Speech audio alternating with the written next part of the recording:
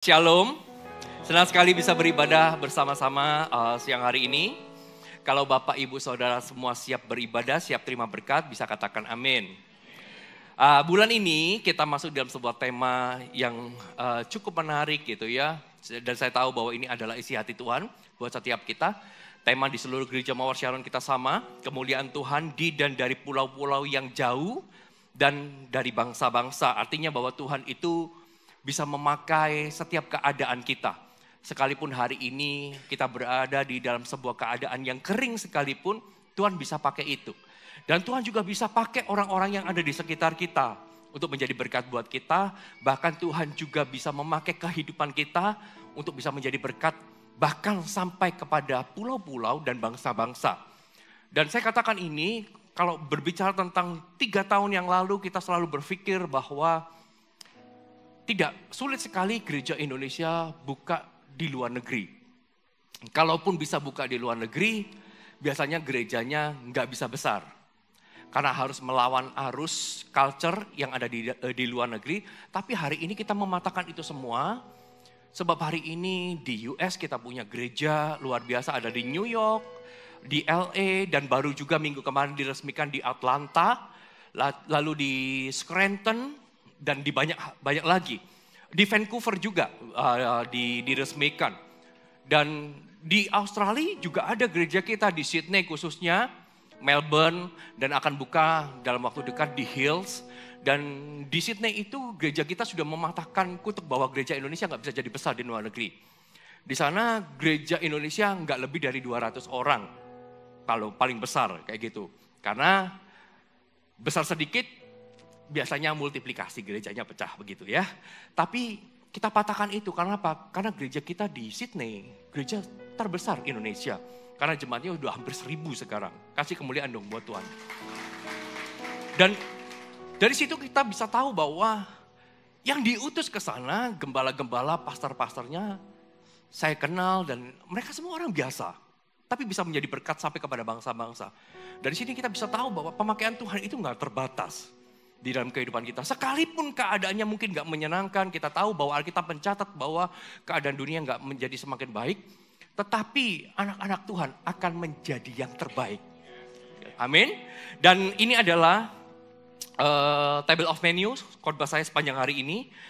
Tadi pagi saya sampaikan tentang melihat lebih jauh dan bermimpi lebih besar. Kita mau melihat dari apa yang Tuhan lihat dan bermimpi dari apa yang Tuhan mau kerjakan. Lalu di ibadah ini saya mau sampaikan tentang berkat dari tempat tak terduga. Di umum selanjutnya sore hari pukul 4 saya akan berbicara tentang berkat mencari wajah Tuhan. Dan di umum yang keempat yaitu pukul 6 nanti saya akan berbicara tentang pemeliharaan dari hal yang tak terduga. Semua korbannya beda-beda. Bapak Ibu bisa mengikuti semua korbannya ada di YouTube nanti dan dapatkan setiap rema Tuhan untuk minggu ini. Semua siap belajar, yang siap katakan amin. Mari kita buka sama-sama Ulangan pasal yang ke-8. Kita Ulangan pasal yang ke-8 ayat yang pertama sampai ayat yang ke-20. Yang sudah menemukan boleh katakan puji Tuhan. Judulnya adalah bersyukur kepada Allah karena kebaikannya. Kita harus tahu bahwa bersyukur kepada Tuhan itu gak bergantung dengan keadaan. Mau apapun keadaannya, kita wajib bersyukur sama Tuhan. Karena apa? Karena kebaikan Tuhan. Kalau kita bisa ada di tempat ini, semua ini karena kebaikan Tuhan. Bukan karena kehebatan kita, tapi karena kebaikan Tuhan. Coba kita lihat ayat yang pertama, dikatakan begini. Segenap perintah yang kusampaikan kepadamu pada hari ini, haruslah kamu lakukan dengan setia. Katakan segenap perintah. Supaya kamu hidup dan bertambah banyak dan kamu memasuki serta menduduki negeri yang dijanjikan Tuhan dengan sumpah kepada nenek moyangmu. Firman Tuhan katakan segenap perintah yang kusampaikan kepadamu pada hari ini haruslah kamu lakukan dengan setia. Kita tahu bahwa perintah Tuhan itu mengandung janji. Makanya Tuhan bilang apapun yang kukatakan lakukan dengan setia. Lakukan dengan setia itu artinya unconditional. Apapun keadaannya tetap lakukan. Apapun keadaannya tetap berdiri di sana. Apapun yang terjadi dalam kehidupan kita, kita nggak boleh melenceng ke kanan maupun ke kiri. Apapun yang terjadi, kita harus tetap percaya. Makanya firman Tuhan, segenap perintah yang kusampaikan kepadamu pada hari ini, haruslah kamu lakukan lakukan dengan setia. Gak bergantung dengan keadaan kita. Gak bergantung. Kalau kita setia, firman Tuhan katakan, supaya kamu hidup dan bertambah banyak, dan kamu memasuki serta menduduki negeri yang dijanjikan Tuhan dengan sumpah kepada nenek moyangmu.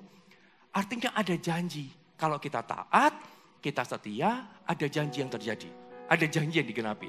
Tetapi ketika kita nggak taat, ketika kita nggak setia, maka ada konsekuensi juga. Di satu sisi perkataan mengandung janji, ketidaktaatan itu ada konsekuensi. Ada konsekuensi. Tuhan gak pernah memberikan kepada kita itu sebuah perintah untuk memberatkan kita. Perintah Tuhan itu semua untuk menjagai kita. Perintah Tuhan itu semua diberikan kepada kita untuk maksud yang benar dan mulia. Tuhan hanya minta kepada kita untuk setia, untuk taat. Karena kesetiaan kita akan membawa kita kepada satu level di mana ada pertumbuhan, dikatakan ada kehidupan, bertambah banyak serta memasuki dan menduduki negeri yang dijanjikan atau sebuah penggenapan janji. Itu kalau kita setia. Tapi kalau kita nggak setia, kita nggak taat, ada konsekuensi. Apa? Ya kita nggak akan ngalami itu semua. Hidup kita akan berhenti di tempat, hidup kita ini akan stuck, terjebak di tengah-tengah hanya sekadar rutinitas. Ayat 2 lihat, dikatakan begini. Ingatlah kepada seluruh perjalanan yang kau lakukan atas kehendak Tuhan Allahmu di padang gurun selama 40 tahun ini. Dengan maksud merendahkan hatimu dan mencobai engkau untuk mengetahui apa yang ada di dalam hatimu. Yakni apakah engkau berpegang pada perintahnya atau tidak. Ayat 2 ini dikatakan, ingatlah kepada seluruh perjalananmu yang kau lakukan atas kehendak Tuhan Allahmu di padang gurun selama 40 tahun ini.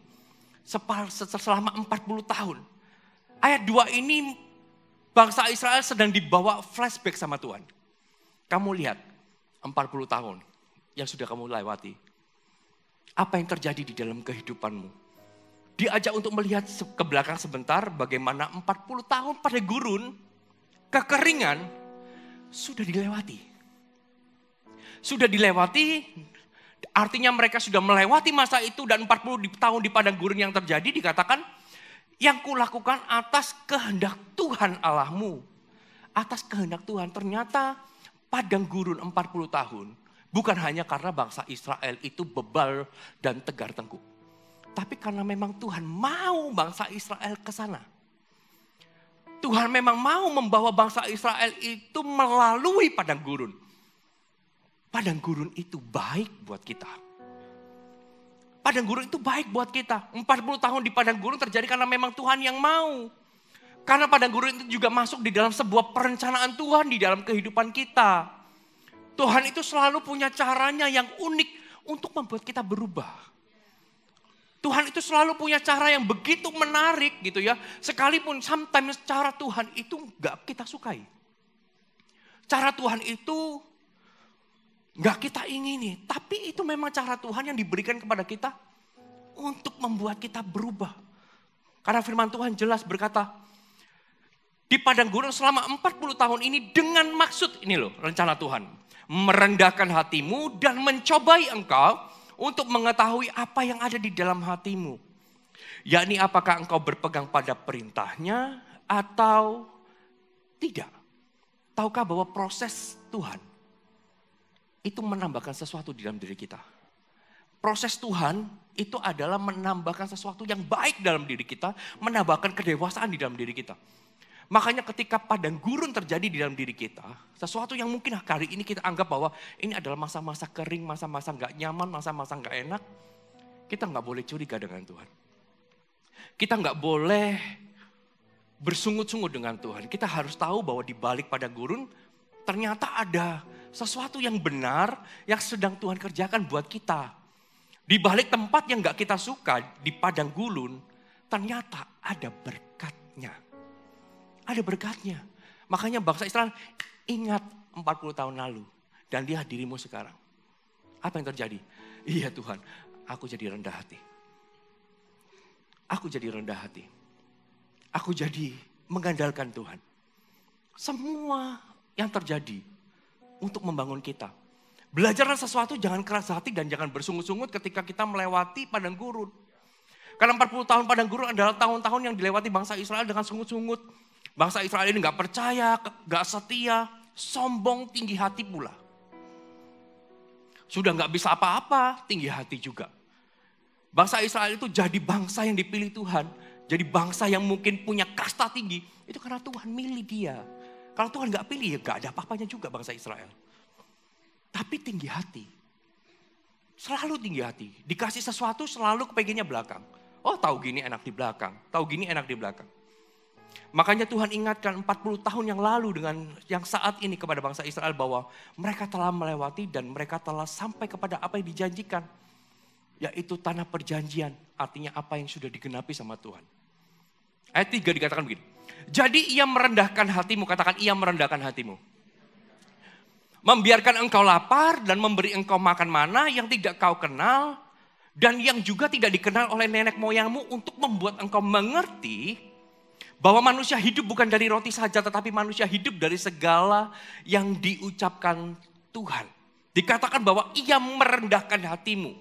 Kerendahan hati bangsa Israel gak datang dari inisiatif dirinya. Tapi Tuhan yang memaksa dia untuk rendah hati. Dikatakan, jadi ia akan merendahkan hatimu. Ia merendahkan hatimu. Bangsa Israel itu bangsa yang tinggi hati. Bangsa yang tinggi hati. Dan untuk dia jadi rendah hati itu Tuhan harus memaksa dia di dalam satu keadaan supaya ia rendah hati. Bukan inisiatif dirinya. Tapi Tuhan yang memang membuat mereka rendah hati. Tuhan memaksa mereka untuk rendah hati melalui apa? Padang gurun. Dari sini kita bisa belajar bahwa kita harus jadi orang yang berubah itu karena firman, karena hikmat. Jangan jadi orang itu yang terus bebal keras hati sampai keadaan yang harus mengubahmu. Bangsa Israel ini tegar tengkuk. Ketika perkataan Tuhan tidak lagi bisa mengubahkan, maka keadaan yang mengubahnya. Kita nggak boleh jadi orang yang tegar tengkuk, keras hati. Ketika ada orang-orang yang mengatakan firman, ayo berubah, itu waktunya kita berubah. Karena kalau kita nggak berubah, maka keadaan akan mengubahmu. Keadaan akan mengubahmu. Oh, saya sering sharingkan ini. Kalau kita mau hidup sehat, ada orang yang berkata, ayo sekarang waktunya engkau olahraga. Maka olahragalah. Jangan sampai nanti kesehatan akan memaksamu olahraga. Begitu sudah rapot merah semua. Kita mau patahkan begini. Semua rapot merah hanya ada di lab. Kita mau patahkan. Biasanya kan gini. Gimana hasilnya? Oh baik, tenang. Hasilnya nggak baik itu cuma ada di lab. Kalau kita nggak ke lab, baik. Kita mau patahkan. Kita harus berubah karena hikmat. Jangan sampai kita sakit dulu, nggak bangun dulu, baru sadar, aku mau mulai olahraga. Terlambat Bapak Ibu. Bangsa Israel pun juga sama. Perkataan Tuhan diberikan supaya ia lakukan dengan setia, dengan taat. Tapi karena dia nggak lakukan, dia tegar tengkuk, dia bebal, maka padang gurun yang akan berbicara. Tuhan inisiatif, harus dikasih padang gurun. Supaya apa? Supaya ia rendah hati. Jadi kita harus berubah bukan karena keadaan, tapi karena hikmat dan perkataan Tuhan. Tuhan itu bisa memakai keadaan kita sekalipun kita ini berada di titik terendah. Tuhan bisa pakai itu untuk mengubah kita menjadi manusia baru. Tuhan bisa pakai. Nah, pertanyaannya hari ini, kita ini mau tetap keras hati atau mau buka hati? Buat perkataan Tuhan, buat firman Tuhan. Firman Tuhan katakan, jadi ia merendahkan hatimu, membiarkan engkau lapar dan memberi engkau makan mana. Bangsa Israel gak suka mana. Kalau dia suka gak mungkin dia komplain. Masa makan ini terus? Kapan makan daging? Kapan makan steak? Kapan makan lem? Lem domba. Bukan lem perekat. Kapan makan lem? Dia minta kenapa? Karena ini rasanya kayak ketumbar panganan digoreng kayak ote-ote lah.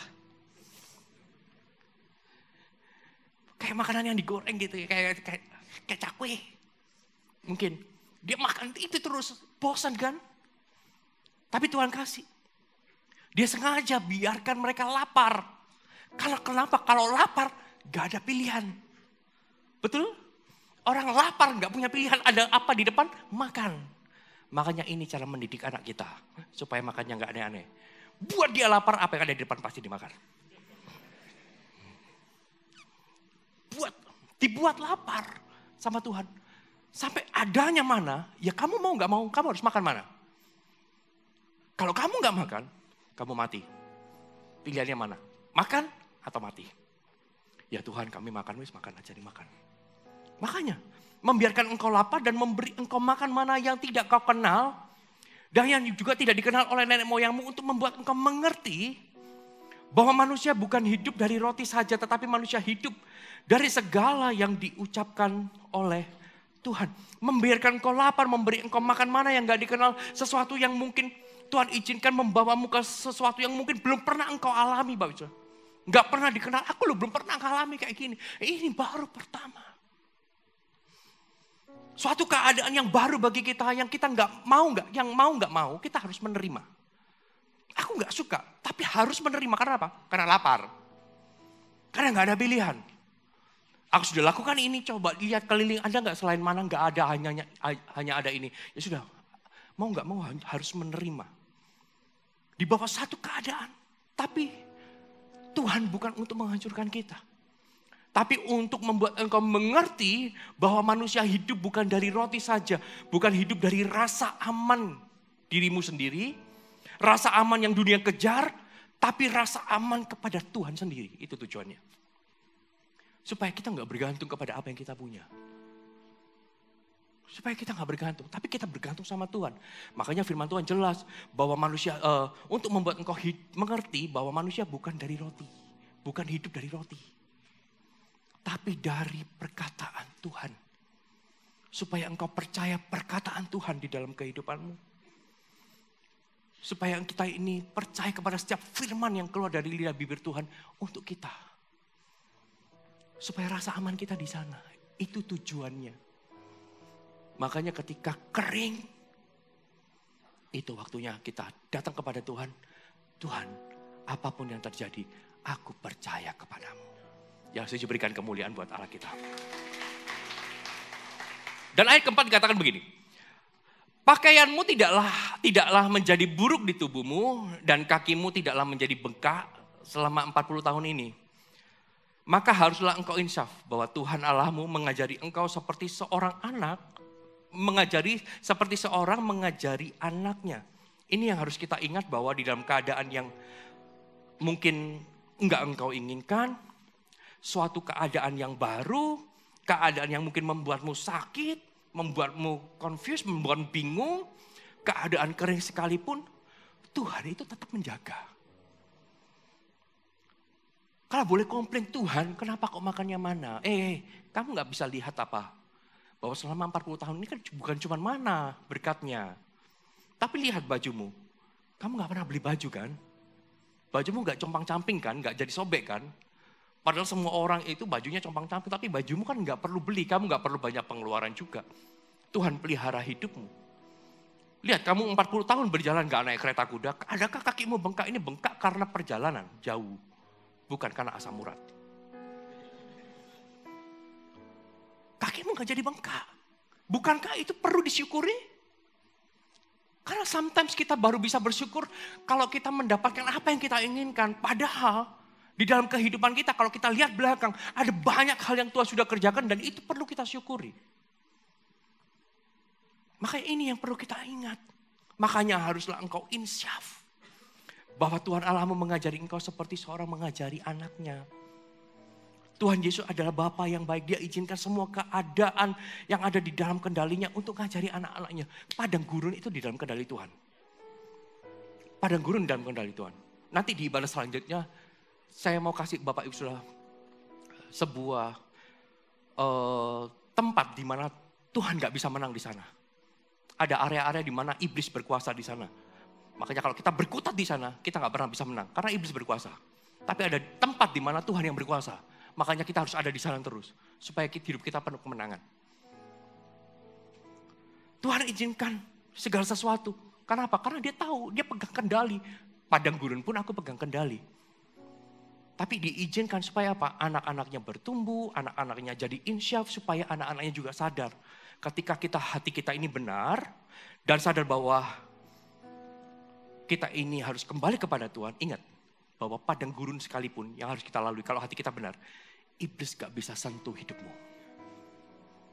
Iblis gak bisa menuai. Asal hatimu benar. Padang gurun, iblis gak bisa sentuh kalau hatimu benar. Tapi kalau hati kita gak benar, iblis akan menarikmu keluar dari padang gurun, masuk di dalam padang gurunnya. Makanya kita biasanya, padang gurun gini, kecewa meninggalkan Tuhan. Karena hatinya gak secure, hatinya gak aman, hatinya gak benar, iblis tarik kita. Yang harusnya padang gurun Tuhan untuk membentuk kita, dibawa ke padang gurun sesungguhnya, di mana iblis berkuasa. Iblis berkuasa. Itu tujuan Tuhan. Ketika hatimu mulai salah, iblis akan menarik keluar dari rencana Tuhan. Padahal rencana Tuhan itu luar biasa. Sekalipun padang gurun, kita melihat sesuatu yang kering, tapi indah di baliknya. Kita baru bisa menyadari itu ketika nanti kita sudah lewat. Tuhan bilang, ingatlah ke belakang. Iya ya Tuhan, sekalipun berat ternyata aku bisa melalui. Dan sekalipun berat, ternyata aku ini berubah karena hal itu. Itu Tuhan. Itu Tuhan. Lalu ayat ke-6 dikatakan begini.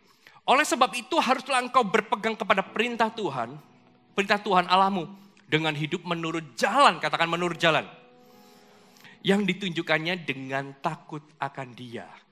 Haruslah engkau berpegang pada perintah Tuhan, apapun yang Tuhan perintahkan kita pegang. Dan hidup menurut jalan yang ditunjukkan. Artinya kita tetap berada di jalan itu. Sekalipun jalan itu gak menyenangkan. Sekalipun itu padang gurun. Sekalipun itu gak menyenangkan, kita harus tetap jalan di sana. Dan tetap takut akan Dia. Ini kuncinya. Kita harus berpegang pada perintah Tuhan. Berpegang artinya rasa aman, percaya penuh. Dan hidup menurut jalan yang ditunjukkan. Jalan mana? Padang gurun itu. Jalanlah di sana, gak apa-apa. Dengan setia aja jalani. Akan keluar pada waktunya. Padang gurun itu bukan final destination. Bukan. Padang gurun itu hanya salah satu tempat yang memang harus dilewati saja. Itu bukan pemberhentian akhir. Itu hanya lewat. Jadi kalau Anda lewat ke sana, jangan berhenti. Berhenti, ya tambah sakit semua. Makanya jalan aja. Jalan aja. Jangan cepat keluar dari rencana Tuhan. Jangan cepat kecewa. Ketika padang gurun itu cuma lewat. Bukan final destination-nya. Jalani rute itu dengan takut akan Dia, dengan ketaatan, dengan hati yang benar. Maka kita akan melihat bahwa semua itu hanya persinggahan sementara. Karena ini tujuannya. Ayat 7 coba kita lihat. Sebab Tuhan Allahmu membawa engkau masuk ke dalam negeri yang baik. Katakan negeri yang baik. Suatu negeri dengan sungai, mata air dan danau yang keluar dari lembah-lembah dan gunung-gunung. Suatu negeri dengan gandum dan jelainya. Dengan pohon anggur, pohon ara, dan pohon delimanya. Suatu negeri dengan pohon zaitun dan madunya. Suatu negeri di mana engkau akan makan roti dengan tidak usah berhemat.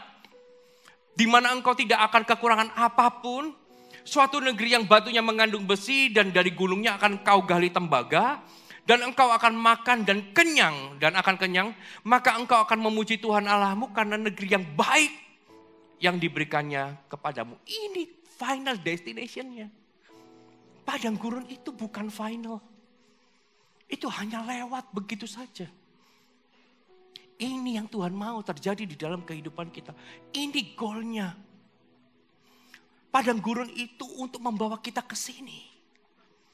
Di mana firman Tuhan katakan, membawa engkau masuk ke dalam negeri yang baik. Suatu negeri dengan gandum jelai, pohon anggur, pohon ara, pohon delima. Suatu negeri dengan pohon zaitun dan madunya. Suatu negeri di mana engkau akan makan roti dengan tidak usah berhemat. Di mana engkau tidak akan kekurangan apapun, kata firman Tuhan. Suatu negeri yang batunya mengandung besi dan dari gunungnya akan kau gali tembaga. Ini sebuah keberhasilan, apapun yang dikerjakan tanganmu akan membuahkan hasil. Tadi pagi saya sampaikan, kalau Tuhan mau memberkatimu, Dia akan memberkati pribadinya, bukan tempatnya. Bukan tempatnya. Makanya saya kalau doa pengudusan, doa berkatin rumah, saya nggak doain rumahnya. Saya akan doakan orang yang tinggal di dalamnya. orang tinggal di dalamnya. Karena ketika orangnya diberkati, dia takut akan Tuhan, hidupnya benar, rumahnya akan jadi diberkati. Tapi kalau orang yang gak benar, gak takut Tuhan, rumah mau sebesar apapun, saya datang nguduskan 1000 pendoa saya bawa. Minyak urapan pakai mobil tangki bensin yang besar itu saya semprot ke rumahnya semua. Gak akan membuat rumahnya jadi kudus. Kenapa? Karena yang menghuni gak kudus. Enggak. Tuhan itu gak pernah berkati tempatnya lebih dahulu sebelum orangnya diberkati. Makanya tadi pagi saya sampaikan, Abraham itu dia katakan sama Lot, Lot, kamu pilih ke kanan, aku ke kiri. Kalau kamu ke kiri, aku ke kanan. Lalu Lot memilih baginya lembah Yordan. Karena seperti taman Tuhan, menurut pandangannya. Tinggal sesuatu yang gak baik. Tinggal sesuatu yang kering. Tapi yang gak kering pun tetap jadi kebun buah-buahan. Kenapa?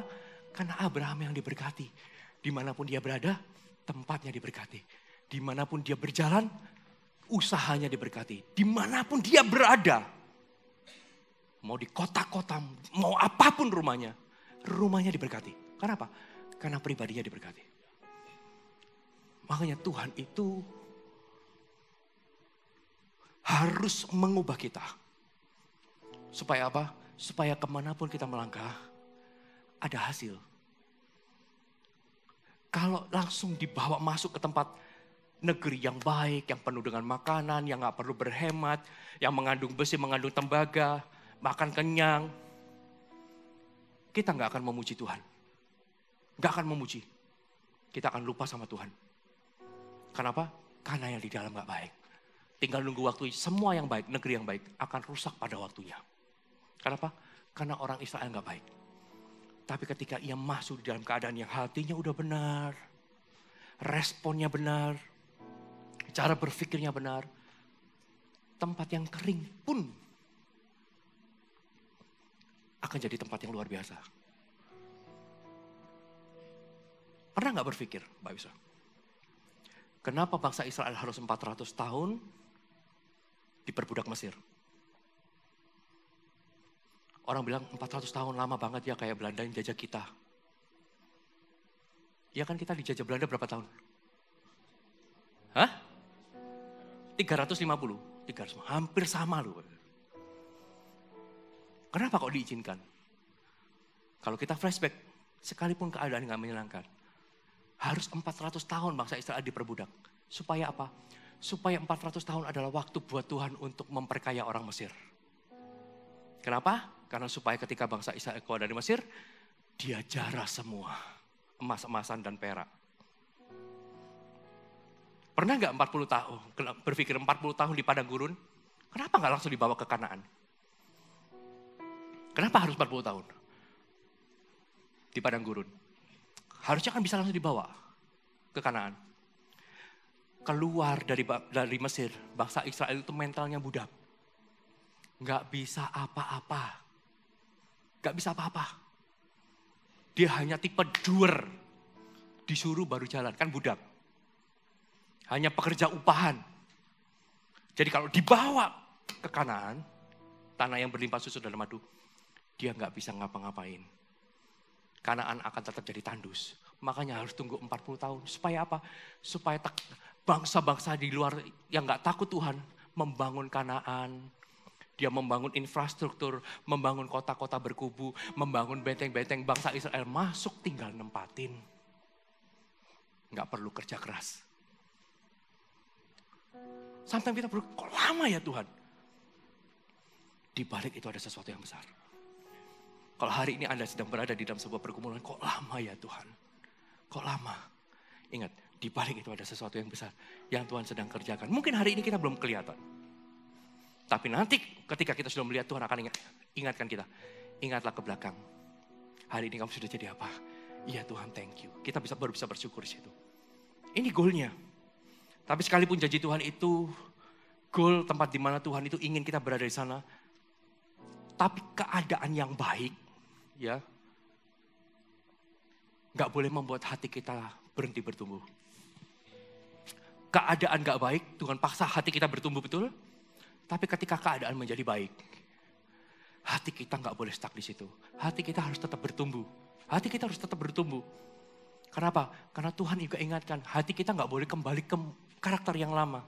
Sekalipun keadaan kita sudah baik, hati dan karakter kita harus terus sekolah, harus terus belajar, harus terus bertumbuh, nggak boleh berhenti dan merasa nyaman.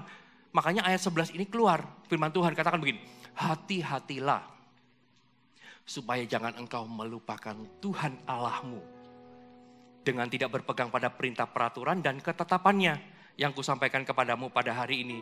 Dan supaya apabila engkau sudah makan kenyang, mendirikan rumah-rumah yang baik serta mendiaminya, dan apabila lembu sapimu dan kambing dombamu bertambah banyak dan emas serta perakmu bertambah banyak, dan segala yang ada padamu bertambah banyak, hati-hati, segala sesuatu yang bertambah banyak belum tentu baik kalau kita nggak meresponnya dengan baik. Janganlah engkau tinggi hati, sehingga engkau melupakan Tuhan Allahmu yang membawa engkau keluar dari tanah Mesir, dari rumah perbudakan. Dan yang memimpin engkau melalui padang gurun yang besar dahsyat itu dengan ular-ular yang ganas serta kalajengkingnya dan tanahnya yang gersang yang tidak ada air. Dia yang membuat air keluar bagimu dari gunung batu yang keras. Dan yang di padang gurun memberi engkau makan manah yang tidak dikenal oleh nenek moyangmu, supaya direndahkannya hatimu dan dicobainya engkau hanya untuk berbuat baik kepadamu akhirnya. Maka janganlah kau katakan dalam hatimu, kekuasaanku dan kekuatanku, tangankulah yang membuat aku memperoleh kekayaan. Lihat, pertumbuhan kita itu di setiap level. Ketika padang gurun, hati dan respon kita benar. Ketika kita sudah dipulih, hatinya pun harus tetap sekolah. Hatinya pun harus tetap benar. Kita nggak boleh ketika keadaan kita dipulihkan terus kita berkata, I'm finished, aku mau di sini. Hatinya harus terus sekolah. Mengapa Tuhan ingatkan sekalipun keadaannya sudah baik? Bukan karena bukan hanya padang gurun yang bisa menjauhkan kita dari Tuhan. Keadaan baik dan nyaman pun bisa membuatmu jatuh. Kalau engkau nggak hati-hati, makanya Tuhan bilang hati-hati. Hati-hati. Apa yang sering terjadi? Firman Tuhan katakan hati-hatilah supaya jangan engkau melupakan Tuhan Allahmu. Karena yang sering kali terjadi ketika kita sudah diberkati, ketika kita sudah dipulihkan, kita lupa. Makanya dicatat. Karena seringkali kita berdoa, pengen punya keturunan. Begitu punya keturunan, lupa akan Tuhan. Pinginnya berdoa dibebaskan dari hutang-hutang. Begitu hutangnya sudah di rapot hitam, sudah selesai. Lupa sama Tuhan. Makanya Tuhan ingatkan, hati-hati. Jangan engkau melupakan Tuhan Allahmu. Yang dulunya berapi-api karena keadaannya mendesak. Cari Tuhan berdoa. Begitu dipulihkan gak pernah berdoa. Gak pernah baca firman. Gak pernah beribadah. Makanya Tuhan bilang hati-hati. Supaya jangan engkau melupakan Tuhan Allahmu. Dan juga dikatakan begini. Jangan engkau tinggi hati. Sehingga engkau melupakan Tuhan Allahmu yang membawa engkau keluar. Sudah pulih, sudah baik keadaannya, tapi jadi sombong, jadi tinggi hati. Kalau dulu jalannya, ya misi, begitu pulih, udah beda. Iya, jalannya udah beda.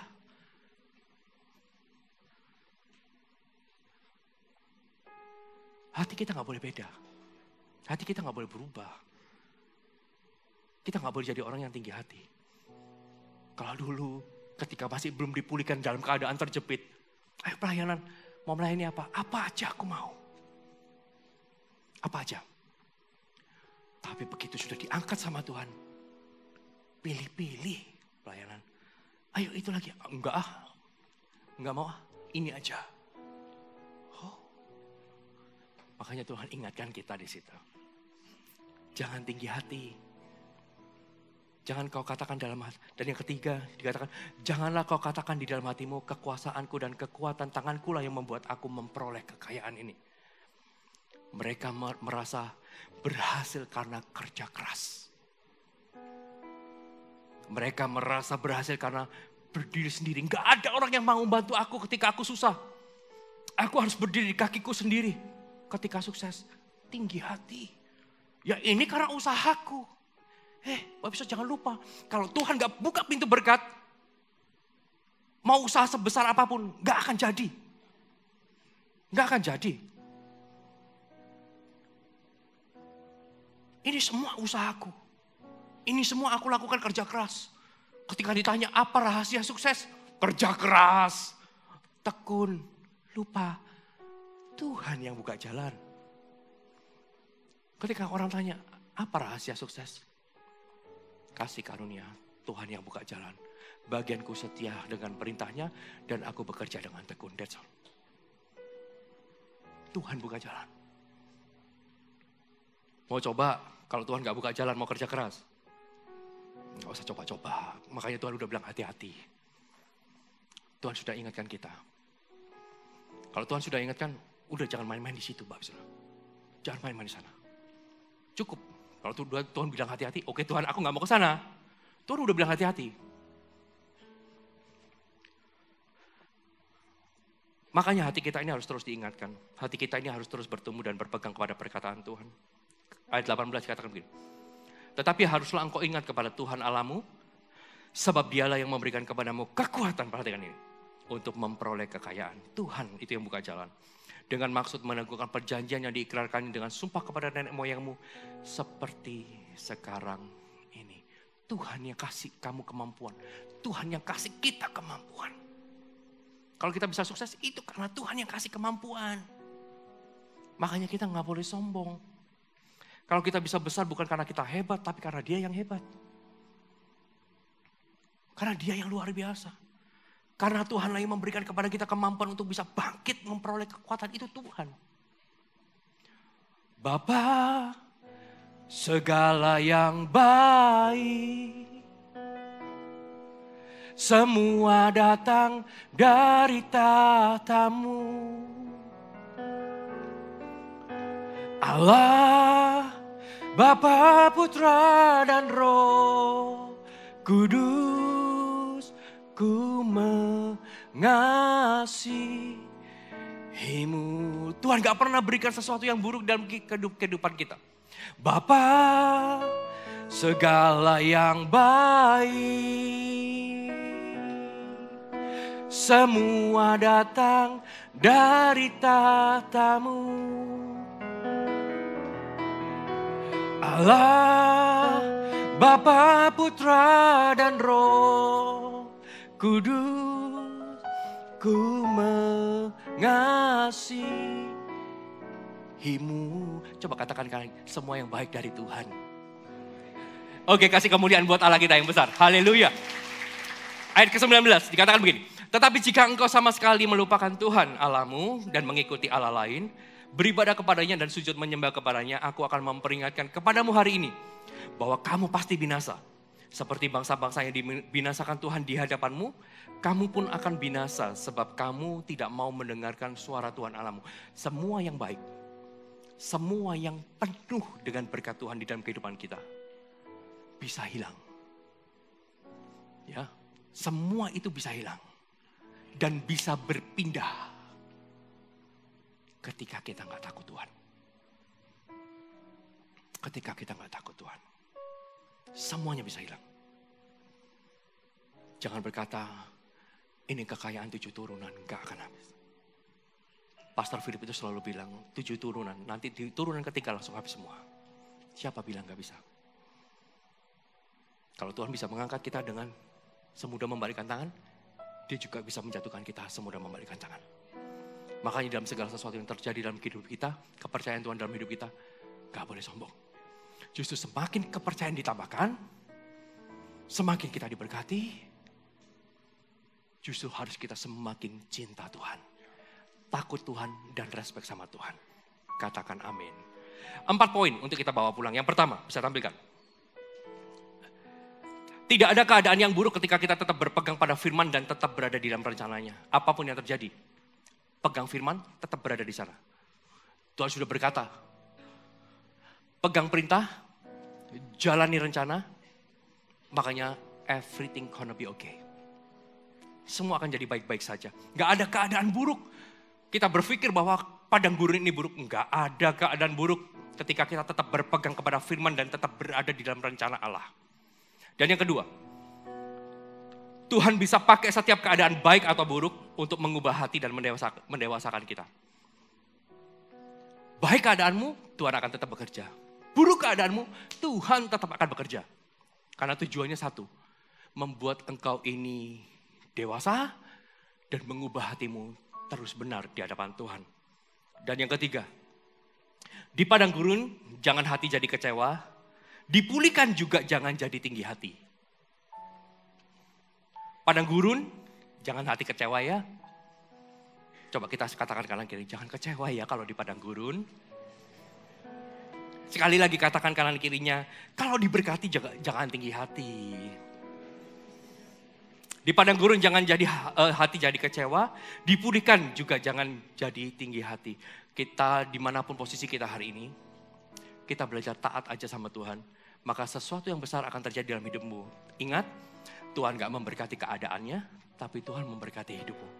Engkau benar, keadaannya akan juga diberkati jadi benar. Dan yang keempat, yang terakhir. Baik keadaan di atas maupun di bawah, tetaplah rendah hati dan setia kepada Tuhan. Katakan amin. 1, 2, 3, 4 bisa ditampilkan. Bapak Ibu Saudara diberkati. Bolehkah yang diberkati kasih kemuliaan buat Allah kita? Saya undang semua bisa bangkit berdiri. Nyembahmu, Tuhan dan Rajaku, memujimu, Yesus kekasih jiwaku, mengikutimu.